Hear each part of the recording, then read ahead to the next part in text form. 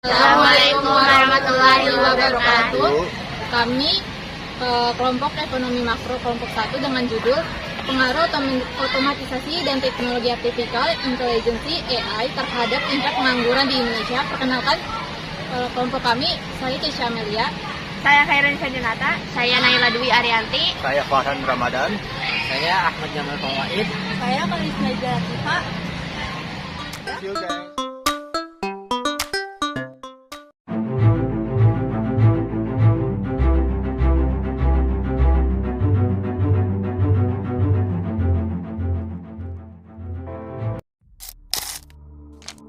Pernah gak sih ngerasa akhir-akhir ini kita sering banget memakai teknologi ini?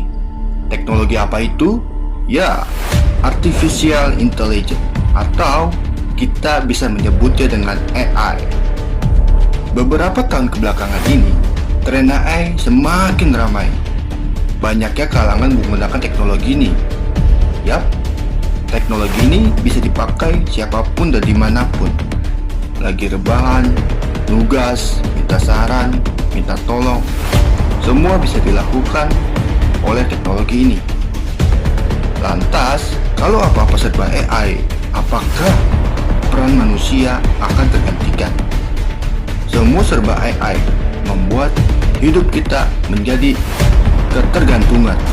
Lantas, akankah kita siap digantikan atau tidak?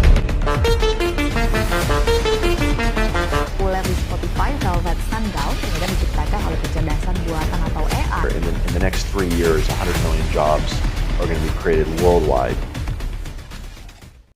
Pernah kebayang nggak di benak kalian kalau suatu saat akan ada mesin yang bekerja sendiri tanpa ada bantuan orang yang mengendalikan di baliknya? Mesin itu seolah-olah bekerja layaknya manusia. Mereka terjadwal dan terorganisir. Ya, mesin itu bernama otomatisasi, di mana mesin itu ialah teknologi yang dirancang dengan instruksi logika dan algoritma yang ditanamkan sebelumnya.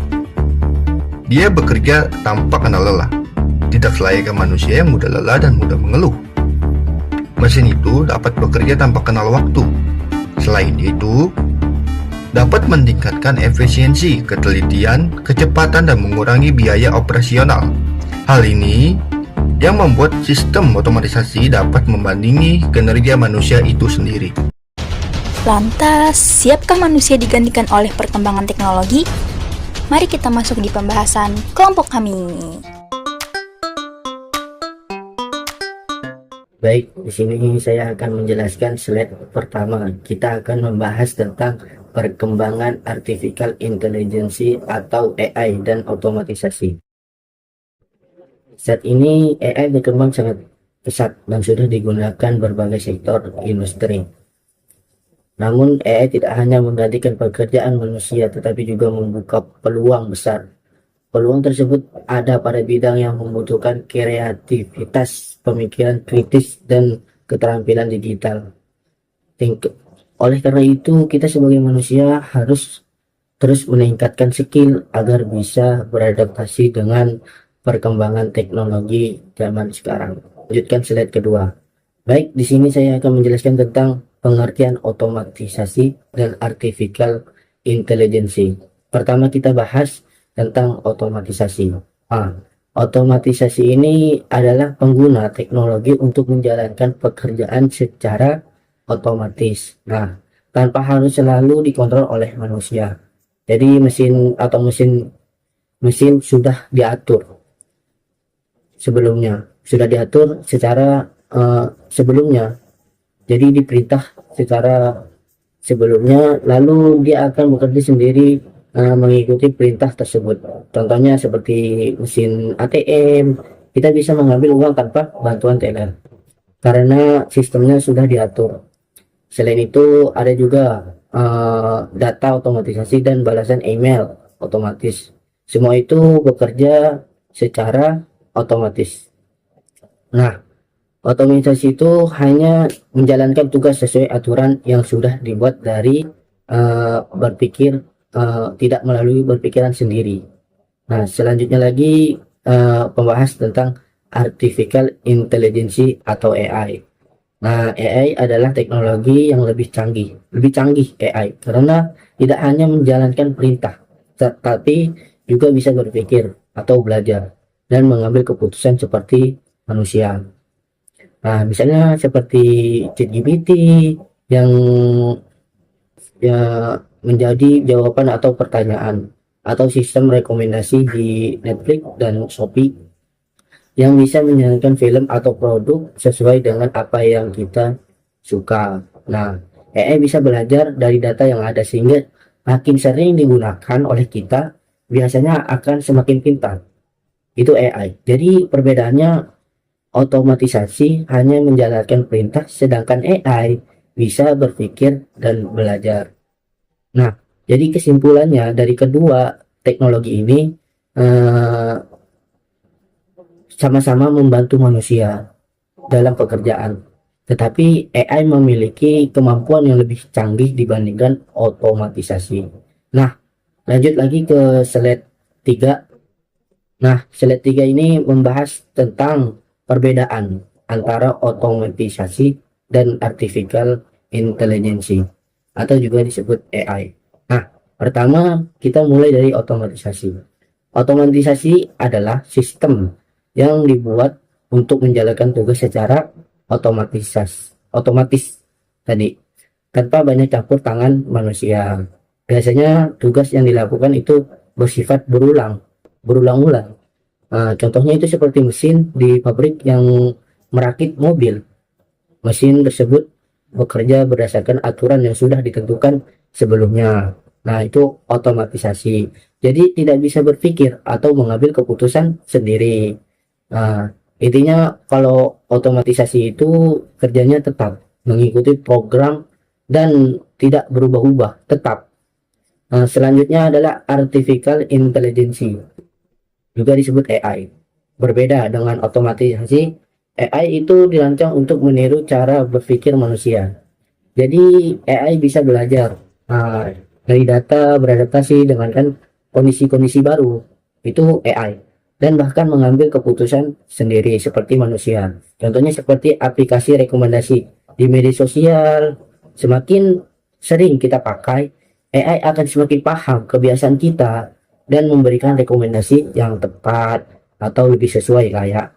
Itu karena AI memiliki kemampuan yang disebut machine learning atau belajar dari pengalaman seperti manusia. Belajar dari pengalaman begitu. Kesimpulannya begini, otomatisasi hanya menjalankan perintah yang sudah tetap, sedangkan AI bisa belajar, berpikir dan menyesuaikan diri seperti manusia. Jadi kalau otomatisasi itu seperti robot, ilustrasinya itu seperti otomatisasi itu seperti robot yang hanya mengikuti instruksi. Tapi kalau ilustrasinya AI, itu seperti robot yang bisa berpikir dan belajar sendiri.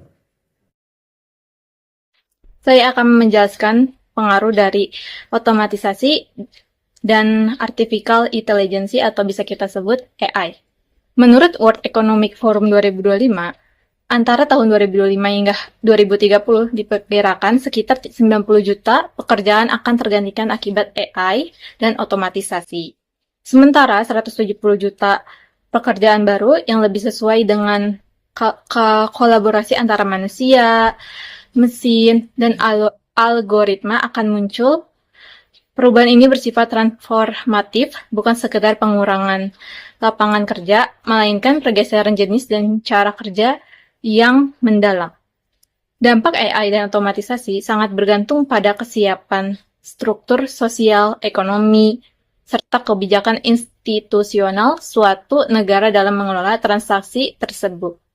Konsep teori. Menurut Frey dan Osborne tahun 2017 dalam jurnal The Future of Employment menyatakan bahwa kemajuan machine learning memungkinkan otomatisasi tugas-tugas kognitif non-rutin.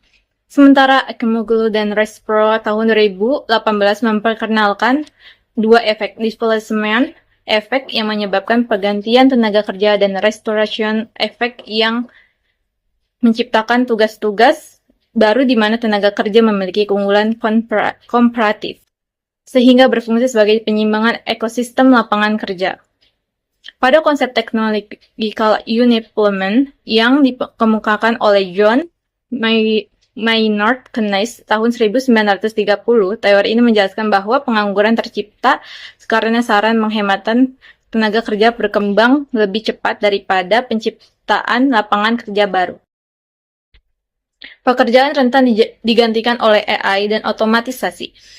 Pekerjaan yang paling rentan digantikan oleh otomatisasi dan teknologi AI adalah pekerjaan-pekerjaan yang bersifat rutin dan berulang-ulang. Contohnya adalah data entry atau memasukkan data secara manual, customer service level dasar seperti operator telepon yang kini banyak digantikan oleh chatbot. Kasir di supermarket atau minimarket, pekerjaan administrasi kantor yang tugasnya repetitif, operator pabrik yang melakukan perakitan barang secara manual, serta telemarketer dan agen perjalanan. Sektor yang paling berdampak adalah administrasi, manufaktur, retail, dan layanan pelangganan. Di Indonesia masih banyak pekerjaan yang melakukan tugas-tugas seperti ini setiap hari. Oleh karena itu, banyak perusahaan mulai mengurangi jumlah karyawan di posisi-posisi tersebut untuk menghemat biaya dan meningkatkan efisiensi. Namun, tidak semua pekerjaan akan hilang. Pekerjaan yang membutuhkan kreativitas tinggi, empati, interaksi emosional dengan manusia, serta pemecahan masalah yang kompleks masih relatif aman untuk saat ini. Baik, di sini saya ingin menjelaskan kondisi di Indonesia. Di Indonesia, adopsi AI dan otomatisasi meningkat signifikan di sektor manufaktur, jasa keuangan, logistik, dan layanan publik. Hal ini didukung oleh program pemerintah seperti Making Indonesia 4.0 dan Strategi Nasional Kecerdasan Artifisial 2020-2045. Namun, transportasi ini menimbulkan tantangan serius, terutama potensi hilangnya pekerjaan di sektor padat karya serta ketimpangan akses keterampilan digital, khususnya di kalangan masyarakat berpendidikan rendah dan pekerja informal. Rendahnya literasi digital, infrastruktur teknologi yang belum merata, serta ketimpangan gender dalam pelatihan menjadi penghambat utama pemerataan manfaat AI dan otomatisasi. Berikut adalah data yang kita ambil dari websitenya BPS dari tahun 2025 bulan November. Pasar tenaga kerja di Indonesia menunjukkan indikator stabil berdasarkan dari data BPS per November 2025. Tingkat pengangguran terbuka nasional berada pada level 4,74%, turun hingga 0,11% dibandingkan periode Agustus 2025. Yang berada di angka 4,85%. Meskipun angkanya relatif rendah dibandingkan beberapa negara lain, kita tetap harus waspada. Lalu selanjutnya, sektor padat karya seperti tekstil, otomotif, dan perakitan masih menghadapi risiko tinggi pengurangan tenaga kerja. Salah satu masalah utama yang muncul adalah pengangguran struktural dan ketimpangan keterampilan. Pekerjaan dengan pendidikan rendah dan keterampilan rutin seperti low skill workers paling rentan kehilangan pekerjaan, terutama di kalangan pekerja informal yang mendominasi pasar tenaga kerja di Indonesia. Ketimpangan regional dan gender juga menjadi masalah krusial. Daerah pedesaan dan luar Jawa masih memiliki literasi digital rendah serta infrastruktur teknologi yang terbatas, sehingga manfaat AI ini dan otomatisasi hampir tidak dirasakan. Perempuan yang mendominasi sektor jasa informal dan administrasi juga lebih rentan kehilangan pekerjaan dibandingkan laki-laki. Kondisi pengangguran di Indonesia saat ini. Munculnya zona abu-abu regulasi menciptakan kerentanan bagi pekerja platform digital, seperti pengemudi ojek online dan pembuat konten. Kelompok ini seringkali tidak mendapatkan perlindungan sosial yang memadai sebagaimana diatur dalam Undang-Undang Ketenagakerjaan Nomor 13 Tahun 2003 maupun Konvensi ILO Nomor 122. Akibatnya, status hukum mereka tidak jelas di tengah transformasi model kerja modern. Era GIG ekonomi membawa tantangan berupa ketidakpastian hukum dan minimnya perlindungan sosial karena definisi hubungan kerja formal sulit mengakomodasi model kerja fleksibel berbasis AI. Hal ini berdampak pada ketidakpastian penghasilan, absennya jaminan kesehatan, serta hilangnya perlindungan dari PHK. Fenomena ini berpotensi meningkatkan angka pengangguran tersembunyi dan memperluas kesenjangan ekonomi antara pekerja terampil dan tidak terampil. Dampak positif diantaranya yang pertama, penciptaan lapangan kerja baru. Meskipun demikian, dampak otomatisasi dan AI tidak sepenuhnya negatif. Hasil proyeksi World Economic Forum tahun 2025 menunjukkan bahwa meskipun terjadi hilangnya sekitar 90 juta pekerjaan global hingga 2030, akan muncul sekitar 170 juta pekerjaan baru yang lebih berorientasi pada kolaborasi manusia-mesin, kreativitas, dan teknologi tinggi. Hal ini menghasilkan net gain positif sebesar 78 juta pekerjaan. Yang kedua, peningkatan produktivitas. Produktivitas yang meningkat akibat AI mendorong ekspansi bisnis dan penciptaan lapangan kerja tidak langsung. ILO memproyeksi tingkat pengangguran global tetap stabil di kisaran 4,9% pada 2026, menandakan bahwa meskipun ada disrupsi, pasar kerja secara keseluruhan masih resilient selama terjadi adaptasi yang tepat. Yang ketiga, pergeseran ke pekerjaan lebih bermakna. Manusia bisa fokus pada tugas kreatif, analitis, dan berbasis empati, bukan lagi pekerjaan rutin dan repetitif. Dampak negatif diantaranya yang pertama, otomatisasi berbasis robotika dan kecerdasan buatan atau AI telah menjadi pendorong utama perubahan struktur pasar kerja. Dampak negatif paling nyata adalah job displacement pada tugas-tugas rutin, repetitif, dan berbasis aturan. Maka, banyak sekali para pengangguran dengan jumlah pengangguran sebanyak 7,35 juta orang. Yang kedua, Indonesia menunjukkan potensi munculnya hingga 23 juta pengangguran baru sebelum tahun 2035 akibat masifnya pemanfaatan AI yang menggantikan pekerjaan manual. Secara spesifik, laporan World Economic Forum tahun 2025 memperkirakan penurunan tajam pada pekerjaan penginputan data dengan minus 29% dan pekerjaan pabrik dengan minus 9%. Yang ketiga, secara global, International Monetary Fund atau IMF mencatat sekitar 40% pekerjaan di dunia terpapar AI, dengan angka lebih tinggi di negara maju. Dampak ini menciptakan ketimpangan struktural, pekerjaan keterampilan rendah dan menengah ke bawah semakin terpinggirkan. Kesimpulan, perkembangan otomatisasi dan artificial intelligence atau AI merupakan fenomena disruptif yang membawa dampak ganda terhadap tingkat pengangguran, baik secara global maupun di Indonesia. Dari analisis yang telah dilakukan, terbukti bahwa teknologi ini mampu mengotomatisasi tugas-tugas rutin atau repetitif dan berbasis aturan seperti administrasi, pengolahan data, manufaktur, retail, serta layanan pelanggan. Meskipun demikian, dampak otomatisasi dan AI tidak sepenuhnya negatif.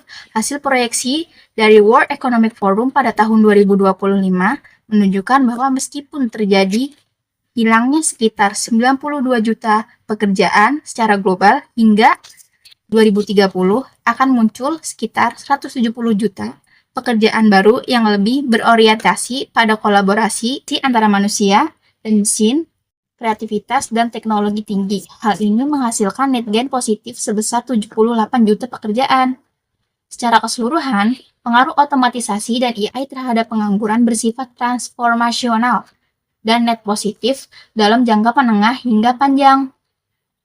Selama transisi dikelola dengan baik, namun tanpa intervensi kebijakan yang cepat dan inklusif, resiko pengangguran struktural, ketimpangan sosial, ekonomi, serta ketidakpastian di sektor gig ekonomi akan semakin melebar. Oleh karena itu, AI dan otomatisasi bukanlah ancaman bagi lapangan kerja, melainkan katalisator perubahan yang dapat meningkatkan produktivitas nasional dan mendorong visi Indonesia Emas pada tahun 2045 sepanjang sumber daya manusia ditempatkan sebagai prioritas utama. Berikut adalah saran. Yang pertama, bagi pemerintah, reformasi regulasi ketenagakerjaan agar mengakomodasi pekerjaan, platform digital, dan gig ekonomi, antara lain dengan perluasan jaminan kehilangan pekerjaan, jaminan sosial fleksibel, serta uji coba pajak robot untuk membiayai dana transisi tenaga kerja. Yang kedua, bagi dunia usaha dan industri, wajibkan perusahaan menyediakan program pelatihan internal corporate training obligation bagi karyawan yang terdampak dan diprioritaskan kolaborasi triple helix antara pemerintah, industri, dan akademisi untuk menciptakan lapangan kerja baru berbasis AI.